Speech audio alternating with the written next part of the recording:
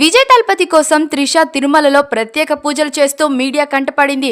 విజయ్ తలపతి భార్య సంగీత విడాకుల కోసం కోర్టు కేసు చేయడంతో విజయ్ తలపతి త్రిషాల బంధం బయటపడిందని చెప్పాలి. అందరు నోట వీరిద్దరు పేర్లే వినిపిస్తూ ఉండడంతో ఓ ప్రొడ్యూసర్ కొడుకు పెళ్లికి వెళ్లి వీరిద్దరైతే మ్యాచింగ్ డ్రెస్ వేసుకుని దర్శనం ఇవ్వడంతో రూమర్స్ అన్ని నిజమే అయ్యాయని చెప్పాలి. అయితే విజయ్ తలపతి కరెక్ట్ గా ఎలక్షన్ టైమ్స్ లోనే ఇవన్నీ జరగడం, పొలిటికల్ గా చాలా నెగటివిటీ ఫేస్ చేశారు. మే 4th త్రిష బర్త్డే కావడంతో దీంతో పాటు విజయ్ తలపతి ఎలక్షన్ రిజల్ట్ కూడా ఈ రోజే రావడంతో ఈ సందర్భంగా త్రిష ఈ రోజు ఉదయాన్నే తిరుమల వెళ్లి సుప్రభాత సేవలో పాల్గొన్నారు. ఎప్పుడూ లేనిది త్రిష ఇలా శ్రీవారి సేవకు వెళ్లడం, సరిగ్గా అదే సమయానికి తమిళనాడు ఎన్నికల ఓట్ల లెక్కింపు స్టార్ట్ కావడంతో సోషల్ మీడియాలో అయితే చర్చ మొదలైందని చెప్పాలి.